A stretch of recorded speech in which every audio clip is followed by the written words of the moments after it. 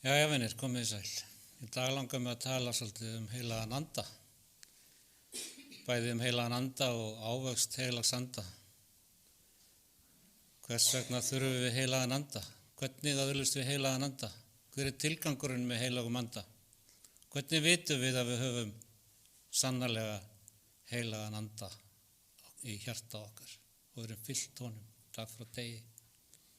Hvað er merki þess? Hvernig getum við merkt það í okkar eigið lífi? Að heilagur andi sé til staðar.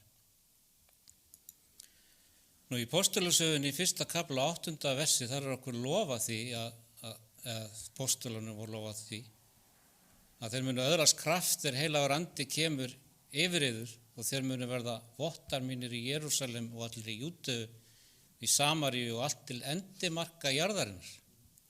Þetta er stórkostlegt loforð og fyrir kraft heilags anda myndu þeir geta farið út allar grundir, allt til endimarka jarðarinnar með fagnarendi. En hafði heilagum anda, hafði hann ekki verið til staðar löngu fyrir þennan tíma.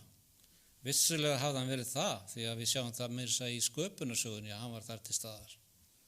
Og svo víða í Gamla testamentinu þá er talað heilagan anda. Við sjáum það til dæmis hér í Jesaja 63:14. En þar segir eins og búféð sem fer ofan í dalinn færði andi drottins þá til hvíldar, þannig hefur þú leitt líf þinn til þess að afreka þér dýrðarsamlegt nafn. Og þarna sjáum við það að það var heilagur andi sem leiddi líðin, jafnvel á þessum tíma. En til hvers var hann að því? Til að gera nafn Guðs dýrlegt, eins og segir þetta í textanum. En það er ekki eini tilgangurinn með heilagum anda. Það segir hérna í Sálmi 143:10.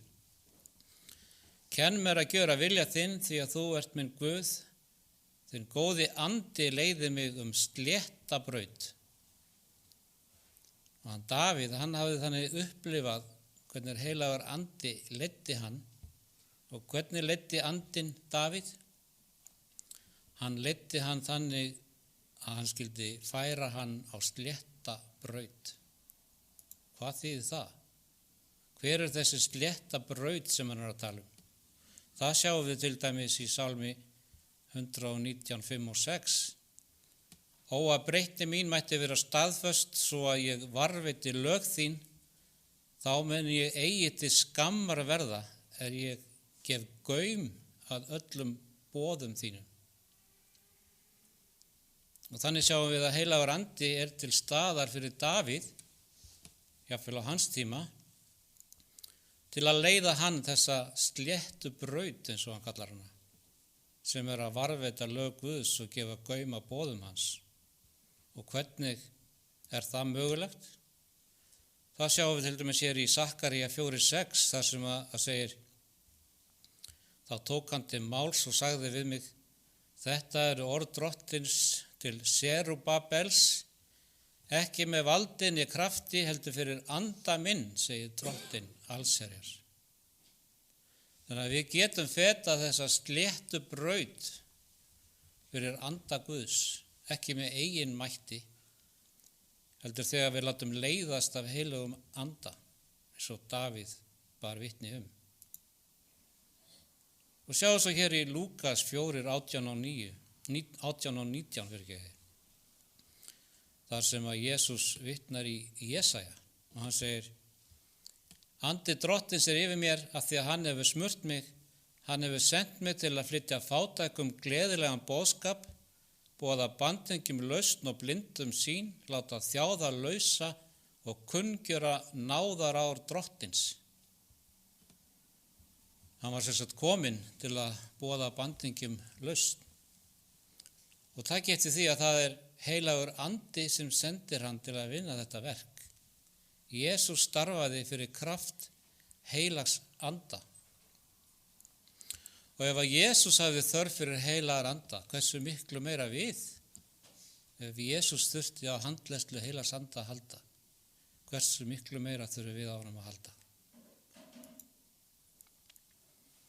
Svo segir Jesús hér í Jóhannes 3:5: Enginn getur komist inn í Guðs ríki nema hann fæðist af vatni og anda. Hugsaðu ykkur það. Ef þú hefur ekki heilagan anda, þá getur þú bara gleymt því að komast inn í ríki Guðs. Svo hversu mikilvægt að fyllast heilagum anda? Þetta eitt af þeim mikilvægastu atriðum varðandi það að vera kristin manneskja, að fyllast heilagum anda. Kristur, hann sagði ekki til dæmis nema þú sett fæddur inn í ákveðna kirkju eða nema að foreldrar þínir séu guðræknir eða nema þú umgangist ákveðið fólk. Allt þetta getur skipt máli, en það ekki það sem að Kristur að benda á hér. Ef heilagur andi býr ekki hið innra með þér, þá kemst ekki inn í ríki Guðs. Því þannig Kristur í þér. Og ef hann ekki þar, þá getur ekki farið inn í Guðs ríki. Þú getur ekki lifað kristnu lífi. Ef heilagur andi býr hið innra með þér, þá það sönnun þess að þú tilheyrir ríki Guðs. En hvaða ríki þetta sem hann að tala um hér? Flestir halda að hann sé að tala um að komast til himinsins. Flestir halda að hann sé að tala um hvað verður okkur þegar við deyjum. En hann ekkert að tala um það hér. Hvað hann að tala um? Sjáu hvað segir hér í Lúkas 17, 20 og 21. Farisea spurði hann, hvenær Guðs ríki kæmi? Og hann svaraði þeim, Guðs ríki kemur ekki þannig að á því beri. Ekki munu menn segja, sjá þar það eða hér það. Því Guðs ríki hið innra með yður. Þannig hann ekki að tala um að fara í Guðs ríki þegar við deyjum eða þegar Kristur kemur aftur. Guðs ríki hér í dag. Guðs ríki hið innra með þér. En án heilags anda verður það aldrei að veruleika. Og þegar við segjum eins og Davíð, sem ég vitnaði hér áðan, kenn mér að gjöra vilja þinn, því að þú ert minn Guð, þinn góði andi leiði mig slétta braut, að þá heilagur andi að starfa hið innra með þér, og þá ríki Guðs til staðar þar einnig.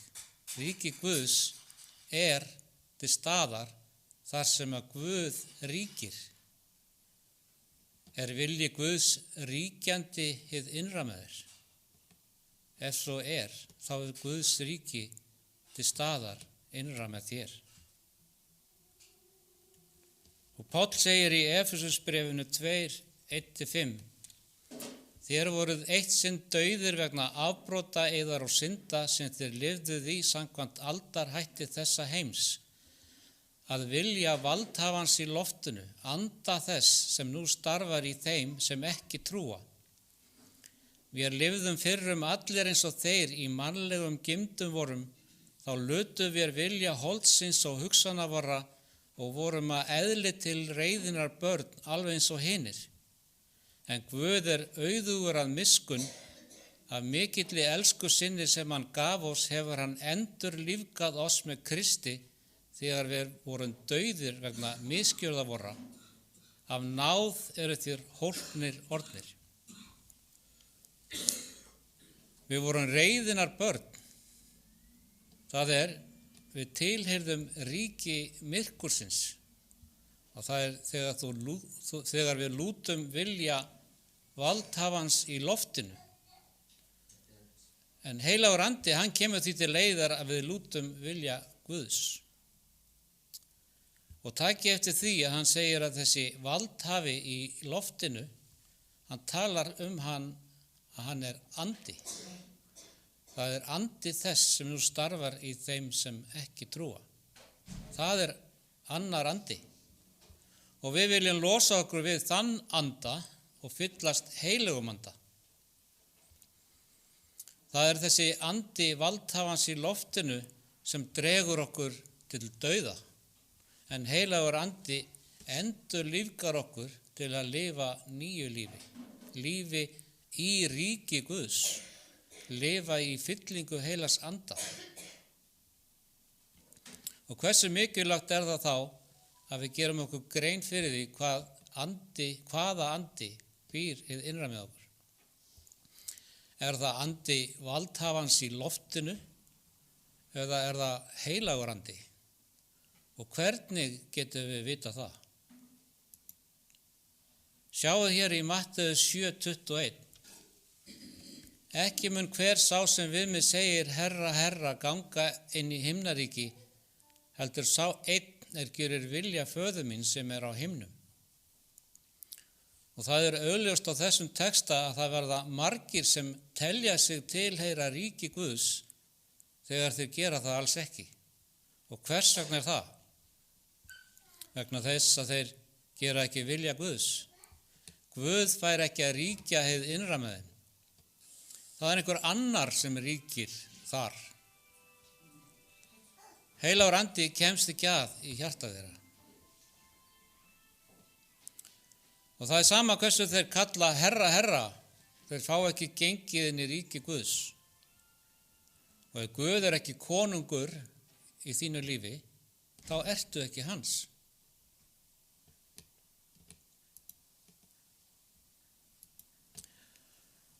Og sjáu svo hvað segir hér í næsta versi á eftir, vers 22. Margir munu segja við mig á þeim degi, Herra, Herra, höfum við ekki kennt í þínu nafni, rekið út illa anda í þínu nafni og gjört í þínu nafni mörg kraftaverk. Og þá mun ég votta þetta, aldrei þekkti ég yður, farið frá mér illgjörðarmenn. Hugsið ykkur, margir sem predika orð Guðs og gera tákn og undur í nafni Jesú, tilheyra ekki ríki Guðs. Og hvers vegna er það? Vegna þess að ríki Guðs býr ekki innra með þeim. Þeir lúta ekki vilja Guðs, heldur vilja valdhafans í loftinu. Það er ekki heilagur andi sem býr innra með þeim, heldur andi þessa heims. En hvernig getum við þá vita hvort að heilagur andi býr hið innra með okkur? Og það vil svo til að Jesús sagði okkur það þarna á sama stað í versunum á undan. Jesús sagði í Matteus 7:17-20, þannig ber sérhver gott tré góða ávöxtu, en slæmt tré vonda. Gott tré getur ekki borið vonda ávöxtu, ekki heldur slæmt tré góða ávöxtu. Hvert það tré sem ber ekki góðan ávöxt verður upphöggvið og í eld kastað. Af ávöxtum þess skulu þér því þekkja þá. Og þannig getum við vitað að andi Guðs býr innra með okkur ef við berum góðan ávöxt. Og við erum gott tré ef við berum góðan ávöxt. En hvernig ávöxtur er þetta sem hann er að tala um?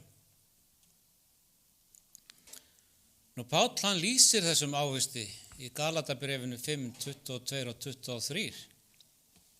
Hann segir þar, en ávöxtur andans er kærleiki, gleði, friður, langlindi, gæska, góðvild, trúmennska, hóværð og bindindi. Gegn slíku er lögmálið ekki. Og takk eftir því að hann segir, gegn slíku er lögmálið ekki.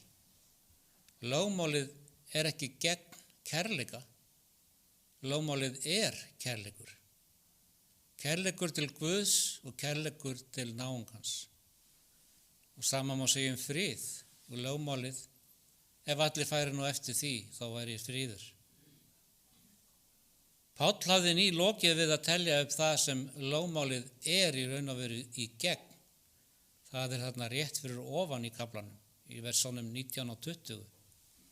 Það telur hann þetta upp, frillulífi, óhreinleiki, saurlífi, skurgoðadýrkun, fjölkingi, fjandskapur, deilur, metingur, reiði, eigingirni, tvítrækni, flokkadráttur, öfund, ofdrykkja, svall og annað þessu líkt. Og það segi ég yður fyrir, eins og ég hef áður sagt, að þeir sem slíkt gjöra munu ekki erfa Guðs ríki. Sjáu hvað þetta er alvarlegt mál. Að þeir sem slíkt gjöra, þeir dæmast af lögmáli. En þeir sem bera kærleika, gleði, frið, langlindi, gæsku og góðvild til annara, þeir dæmast ekki af lögmáli því að þeir eru sammála lögmálinu. Ávöxtur þeirra ber þess vitni að lögmál Guðs er ritað á hjörtu þeirra og andi Guðs býr hið innra með þeim. En hvað þurfum við þá að gera til að geta borið góðan ávöxt? Jesús segir hér í Jóhannes 15, 1 og 2, ég er hinn sanni vínviður og faðir minn er vínyrkinn. Hverja þá grein á mér sem ber ekki ávöxt sníður hann af og hverja þá sem ávöxt ber hreinsar hann svo hann beri meiri ávöxt. Og sjáu hversu mikilvægt það er að við berum góðan ávöxt. Ef við berum engan ávöxt þá erum við sniðin af. En takið líka eftir því að hann hreinsar þessar greinar. Þessar greinar sem bera raunverulega ávöxt eru hreinsaðar. Og það er ekki alltaf þægilegt. En það er nauðsynlegt að hreinsa greinina til þess að hún geti borið meiri ávöxt. Svo heldur hann áfram í versunum 4 og 5. Verið í mér, þá verð ég í yður, eins og greinin getur ekki borið ávöxt að sjálfur sér nema hún sé á vínviðnum. Eins getið þér heldur ekki borið ávöxt nema þið séuð í mér. Ég er vínviðurinn, þér eru greinarnar. Sá ber mikinn ávöxt sem er í mér og ég í honum, en án mín getið þér alls ekkert gjört. Svo það er lykillinn af þessu öllu saman. Hvað þurfum við að gera til þess að við getum borið góðan ávöxt? Vertu í Kristi. Og hvað þýðir það? Það þýðir að við göngum með honum, við erum stöðug í bæninni, við lesum orðið, við erum meðvituð hann stöðuglega og við lútum vilja hans dag frá degi. Hann er konungur okkar, hann er frelsari okkar og hann er drottinn okkar. Svo segir hann áfram í versunum 9 til 11. Ég hef elskað yður eins og faðirinn hefur elskað mig. Verið stöðugir í elsku minni. Ef þér haldið boðorð mín, verðið þið stöðugir í elsku minni. Eins og ég hef haldið boðorð föður míns og er stöðugur í elsku hans. Þetta hef ég talað til yðar til þess að fögnuður minn sé í yður og fögnuður yðar sé fullkominn. Og takið eftir þessari tengingu milli þess að halda boðorðin og bera ávöxt. Og einnig það að vera í Kristi og bera ávöxt. Og það að bera ávöxt, það er mjög gleðileg reynsla. En ávöxti andans var meðal annars lýst sem gleði. Og ef þú ert í honum, munt þú bera ávöxt. En leið og þú klippir eina af þessum vínviðagreinum af og hún losnar, þá gefur hann ekkert af sér. Við þurfum að vera tengd ef við ætlum að bera ávöxt. Og Jesús, hann er vínviðurinn og við erum greinarnar. Svo höfum við þessa dæmisögu í Lúkas 13:69. Maður nokkur átti fíkjutré og gróðursetti í vingarði sínum. Hann kom og leitaði ávaxtar á því og fann ekki. Og hann sagði þá við vingarðsmanninn, í 3 ár hef ég nú komið og leitað ávaxtar á fíkjutré þessu og ekki fundið. Högg það upp, hví á það að spilla jörðinni. En hann svaraði honum, Herra, lát það standa ennþá þetta ár, þar til ég hef grafið það og borið að áburð. Má vera að það beri ávöxt síðar, annars skaltu höggva það upp. Hann sagði, ég hef séð þetta tré, vinsamlegast gefðu því meiri tíma. Gefðu því 1 ár í viðbót. Ég skal grafa í kringum það og ég mun frjóka það. Nú ef það samt ber ekki ávöxt, þá sker það niður. Svo hver eru örlög ef þetta reynist árangurslaust, það er skorið niður. En taktu eftir langlindi garðyrkjumannsins. Hann sagði, gefðu því annað tækifæri. Ekki skera það niður. Ég vil að það beri ávöxt. Guð vill að við berum ávöxt og hann gerir allt sem hann getur til að svo megi verða. Hann þráir að við berum ávöxt. En nú skulum við skoða eiginleika þessa ávöxtar. Í fyrsta lagi þá það þessi ávöxtur, hann kærleiki. Og svo segir, en nú vari trú, von og kærleikur þetta þrennt, en þeirra kærleikurinn mestur. Og ef þú vilt lýsa Guði með einu orði, þá væri það kærleikur. Og Biblían segir líka að hann góður Guð. Svo Guð góður og Guð kærleikur. Og lögmál hans endurspeglar eðli hans. Lögmál hans kærleikur. Kærleikurinn uppfylling lögmálsins. Og fyrstu 4 boðurinn fjalla kærleika til Guðs. Og síðustu 6 boðurinn kærleiki til náungans. Ef þú elskar, þá hefur þú þetta allt. Og ef þú virkilega elskar fólk, og þú veist að fólk stendur frammi fyrir mögulega eilífum dauða á hverjum degi, þá ætti þú að vilja láta fólk vita. Öll hjálpræðis áætlunin kennir okkur að elska Guð og að elska náunga okkar. Og flestar þær áskoranir sem við höfum eru áskoranir varðandi kærleika, að bera kærleika til náungans. Á þessu munu allir vita að þér eru mínir lærisveinar ef þér berið kærleika hver til annars. Og það hafa fallega kirkju gerur okkur ekki að lærisveinum hans. Hvernig á heimurinn að þekkja lærisveina hans? Það frá nafninu eða klæðaburði? Mikilvægasti vitnisburðurinn að við erum lærisveinar hans hvernig við elskum hvert annað. Og þá streymir þessi kærleikur út til annara. En Guð auðsýnir kærleika sinn til vor þar sem Kristur fyrir oss dáinn meðan við enn vorum í syndum vorum. Og það ekkert erfitt að elska þá sem eru elskulegir við okkur. Sumt fólk elskulegra en annað. Við eigum ekkert í vandræði með að elska þá sem koma vel fram við okkur sjálf. En það mælikvarði á það að vera kristinn? Það sem gerir Jesús svo dásamlegan að hann elskar þá sem ekki eru þess verðir. Hann segir, elskið óvinni yðar. Og það erfitt. Jafnvel þó að það séu kannski ekki óvinnir, bara erfitt fólk. En að elska óvinni, það fólki sem að reyna að ná sér niður á þér. Þeir eru að óska þér alls ills. Og Jesús segir okkur að elska þá. Svo hvers konar kærleikur þetta þegar hann segir ávöxtur andans kærleikur? Það bara kærleikur til þeirra sem koma vel fram við þig? Eða það jafnvel kærleikur til óvina þína? Þér elskaðir, elskum hver annan því að kærleikurinn frá Guði og hver sem elskar að Guði fæddur og þekkir Guð. Sá sem ekki elskar þekkir ekki Guð. Því að Guð kærleikur. Og kærleikurinn gjörir ekki náunganum mein. Og þess vegna kærleikurinn fylling lögmálsins. Sumir lesa þetta og þeir halda að það þýði að þegar þú segir að kærleikurinn sé uppfylling lögmálsins og ef þú elskar einhvern, ef við elskum hvort annað í raun og veru, að þá þurfum við ekkert að halda boðorðin. Og það í raun brjáluð hugsun og léleg guðfræði.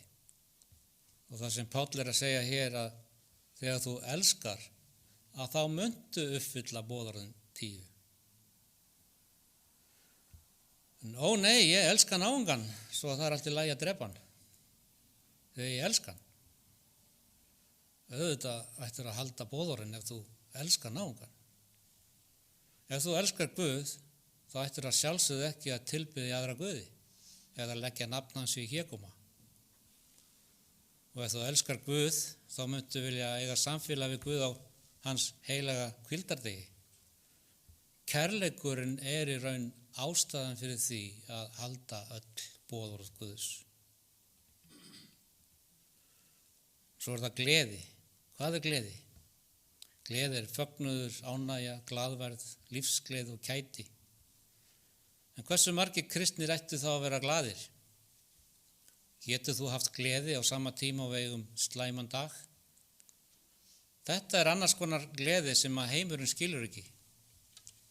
Þetta er ekki svona gleði eins og þegar þú hittir einhvern á förnum vegi og segir, hvernig er dagurinn þinn búin að vera? Hann er frábær, hvernig hefur þú það? Og svo eru sumir sem kannski eiga ekki góðan dag, en geta samt haft gleði, þrátt fyrir erfiðleika. Hamingja er tilfinning, en gleði er viðhorf til lífsins. Ljós rennur upp réttlátum og gleði hjartarheinum, gleðist þið réttlátir yfir drottni, vexa með hans heilaga nafn.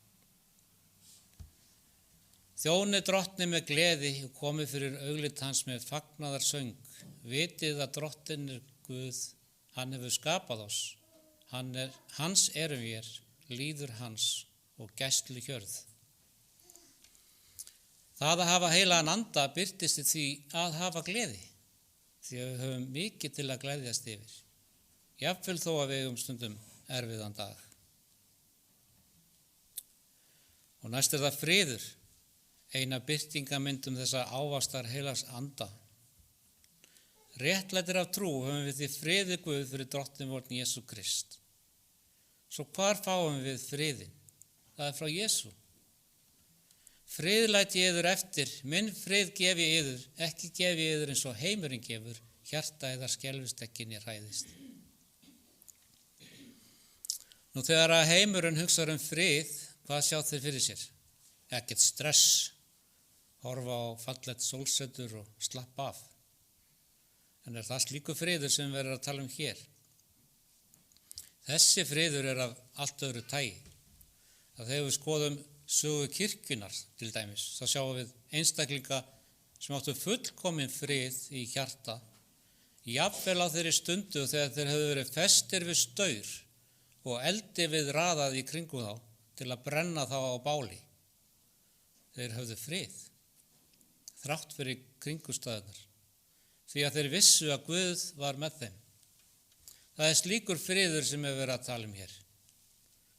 Í heiminum hugsar fólk frið sem friðsamlegar aðstæður, en fyrir hinn kristna er friður eitthvað hið innra með þér, sem óvinurinn getur ekki tekið frá okkur. Og Biblían kallar það frið sem er æðri öllum skilningi, sem þýðir að heimurinn getur ekki skilið það. Hvernig þú getur haft frið, jafnvel þó þú þjáist kannski líkamlega, jafnvel þó þú sért að gangi ekki um einhvers konar raunir, jafnvel þótt að þú væri þreyttur eða uppgefin. Það er friður vegna þeirra fullvissu að Guð er í hásætinu og að líf þitt er í hans hendi. Þú þarft ekki að hafa áhyggjur. Ég vil hafa slíkan frið og það er ávöxtur andans. Því að ekki er Guðs ríki matur og drykkur heldur réttlæti, friður og fögnuður í heilagum anda. Guðs ríki snýst frið og gleði í heilagum anda. Hafið frið við alla menn að því leyti sem það er und og að yðar valdi. En við getum ekki átt slíkan frið ef við lifum í óhlýðni. Það er ekki eðlilegt að hafa slíkan frið á sama tíma og þú ert á leið til glötunar. Slíkur friður væri ekki ávöxtur andans, frekar einhver sefjun óvinarins. Eitthvað sem fær þig til að vera andvaralausan gagnvart hinu andlega ástandi. Það er ekki ávöxtur andans. Sá friður sem við þurfum kemur þegar við eigum frið við Guð, vegna þess að við förum eftir því sem hann segir. Sá friður sem við þurfum að sækjast eftir er friður sem stafar af því að lifa í sátt við Guð og vilja hans. Biblían segir, gnótt fríðar hafa þeir er elska lögmál þitt og þeim er við engri hrösun hætt. Og þarna sjáum við aftur hvernig þetta tengist lögmáli Guðs. Við eignumst engan raunverulegan frið fyrir við lifum í samræmi við lög Guðs. Við getum ekki átt frið í hjarta meðan samviskan sakfellir okkur. Svo hvað næst? Langlyndi. Predika þú orðið, gef því að því tíma og ótíma, vanda ávita áminn með öllu langlindi og fræðslu. Að vera langlyndur að hafa sjálfstjórn þegar maður æstur til reiði. Langlyndur einstaklingur ekki fljótur til reiði. Hann hefur ljúfa lund og þolinmóður. Langlyndi tengist miskun og von og gefast ekki upp fyrir aðstæðum eða láta auðveldlega undan. Það oft grunnt á okkar gamla eðli og við höfum tilhneigingu til að slá tilbaka með óvinsamlegum orðum. Með því að hlýða heilagum anda getur sá sem trúir á Krist sýnt fyrirgefningu og langlyndi. Og það sem Guð langlyndur við okkur getum við og verðum að vera langlynd við aðra. Ekki drottinn seinn á sér með fyrirheiti þótt sumir álíti það seinlæti, heldur hann langlyndur við yður. Þar hann vill ekki að neinir glatist, heldur að allir komist til iðrunar. Hugsið ykkur hversu langlyndur Guð við okkur, þrátt fyrir bresti okkar. Ef Guð auðsýnir okkur slíka langlyndi, ættum við ekki að sýna hvort öðru slíkt langlyndi. Og ég tek þetta saman hér góðvild, eða gæska og góðvild. Eða lítils virðir þú ríkdóm gæsku hans og umburðarlyndis og langlyndis, veist þú ekki að gæska Guðs vill leiða þig til iðrunar. Og algengur misskilningur að góðvild sé veikleiki.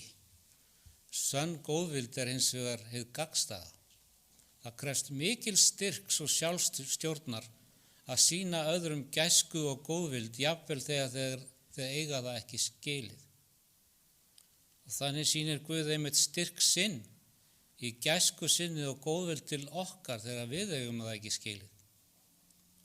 Og þeim sem skortir góðvild oft stoltir og reiðast auðveldlega eða telja sig hafa einhverja þörf fyrir að ná fram hefndum. Kærleikurinn langlyndur, hann góðviljaður, kærleikurinn öfundar ekki, kærleikurinn ekki raupsamur, reiki sér ekki upp. Ef við viljum hafa gæsku og góðvild, megum við ekki líta okkur sjálf sem betur en einhver annar, eða við höfum einhverja yfirburði fram yfir aðra. Við þurfum að vera fús til að hjálpa öðrum, jafnvel þótt rangt hafi verið við okkur haft. Að lokum þurfum við að sýna í öllu þessu trúmennsku, hógværð og bindindi. Vertu trúr allt til dauða og ég mun gefa þér kórónu lífsins. Við þurfum að vera fús til að deila og fórna fyrir hönd annara. Aftur á móti eru þeir sem sækjast eftir yfirráðum og vilja nota hvaða ráð sem til að tróða á öðrum. Það andstæða þess sem Guð vísar til í ritningunni. Sælir eru hógværir því að þeir munu jörðina erfa. Hógværð ekki veikleiki, því það þýðir ekki að við verðum að hopa eða hverfa frá meginreglunum okkar og felur ekki í sér uppgef á réttundum okkar. Hógværir menn og konur Biblíunnar sýndu staðfesta einbeitni og hugrekki og sannfæringu og styrk. Og takið á yður mitt ok og lærið af mér því að ég hógvær og hjarta lítillátur. Og þá munu þér finna hvíld sálum yðar. Takið eftir þessu. Þessi eiginleikar heilags anda, ef við tilengum okkur þá veitir það okkur hvíld. Kærleiki, gleði, friður, langlyndi, gæska og góðvild. Ef við höfum þetta til að bera, þá öðlumst við hvíld vegna þess að sama í hvaða aðstæðum við finnum okkur. Ef við höfum þetta til að bera, þá þurfum við ekki að hafa áhyggjur af neinu. Því við vitum að við erum í sátt við Guð föður okkar og það veitir okkur hvíld. Og hver andstaðan við hvíld? Það var í einhvers konar strit. Það strit við áskoranir lífsins. Frekar en að fela það allt Guði og hvíla í honum og þeirri fullvissu að hann mun vel fyrir sjá. Treystirðu raunverulega Guði ef þú telur þig þurfa að tróða öðrum tær til að komast áfram? Ef þú þarft að missa stjórn á skapið þínu því að þú telur að það sé illa komið fram við þig. eða ef þú ert stöðugt að spá í hvaða álit aðrir hafa á þér, veitir það einhvern raunverulegan frið eða hvíld? Raunverulegur friður kemur með fullvissun það að við lifum í sátt við Guð og hann muni sjá okkur, hverja sem kringumstæður okkar eru. Og þegar við höfum slíka fullvissu, þá hvílum við í þessari fullvissu. Það er raunveruleg hvíld sem er aðeins Jesús getur gefið okkur slíka hvíld. Svo þetta er ávöxtur andans, þetta er sá ávöxtur sem þeir hafa bera sem láta leiðast af anda Guðs. Ef við erum greinar á vínviðnum sem er Kristur, þá munum við bera þennan ávöxt. Það er þessi ávöxtur sem er til marks það, hvort við raunverulega látum leiðast af anda Guðs, eða hvort það er einhver annar andi sem að leiðir okkur. Og við þurfum að sækjast eftir þessum ávexti. Hann kemur ekki nema við sækjumst eftir honum. Þetta er ekki einhvað abracadabra dæmi og svo bara birtist ávexturinn. Þetta tekur tíma og þjálfun með hjálp heilags anda. Og þetta var vandamálið með fávísu meyjarnar í dæmisögunni sem Jesús sagði okkur. Þær höfðu ekki nægilega olíu. Síðan kom hrópið, sjá brúðguminn kemur, farið til móts við hann. Þá loksins gera þær sér grein fyrir því að þær hafi ekki nægilega olíu. Hvernig gera þær sér grein fyrir því? Þær gera sér væntanlega grein fyrir því þær sjá að þær bera ekki ávöxt andans. Þeim skortir kærleika, gleði, frið, langlyndi, gæsku, góðvild, trúmennsku, hógværð og bindindi. Það er það sem þeir gera sér grein fyrir. Og þær vildu fá olíu að gjöf frá hinum hygnu sem hefðu allt þetta til að bera, en það var ekki hægt. Þær þurftu að öðlast þessa eiginleika. Ávöxtur verður ekki til á einni nóttu. Það þarf að huga að jarðveginum, hlúa að plöntunni, sjá til þess að hún hafi nægilegt sólarljós og með tímanum þá dafnar plantan og endanum ber hún ávöxt. Og það nákvæmlega sama á við okkur. Við þurfum að huga því hvað við dveljum. Í hvers konar jarðvegi erum við? Erum við að fá nægilegt ljós frá heilögum anda? Og síðan með tímanum þá kemur ávöxturinn í ljós. En fyrir þessar fávísu meyjar, þá var þetta orðið of seint. Brúðguminn var að koma og engin tími lengur til staðar til að fara að huga þessu. Þannig að á meðan þær eru að því að huga þessu öllu saman, þá ganga þær hygnu inn í brúðkaupið. Og við viljum ekki lenda í því. Nú er tíminn til að rannsaka sjálfan sig, eða eins og Jesús sagði, kastið kappsum að komast inn þröngu dyrnar. Eða eins og Pétur sagði, kostið þess vegna því fremur kappsum bræður að gjöra köllun yðar á útvalningu vissa. Og við þurfum að keppast að þessu, því að það gerist ekki að sjálfum sér. Eða eins og Davíð sagði í sálminum, og ég ætla að enda þessu í dag. Prófa mig Guð og þekktu hjarta mitt, rannsaka mig og þekktu hugsanir mínar og sjá þú hvort ég geng á glötunarvegi og leið mig hinn eilífa veg. Takk fyrir.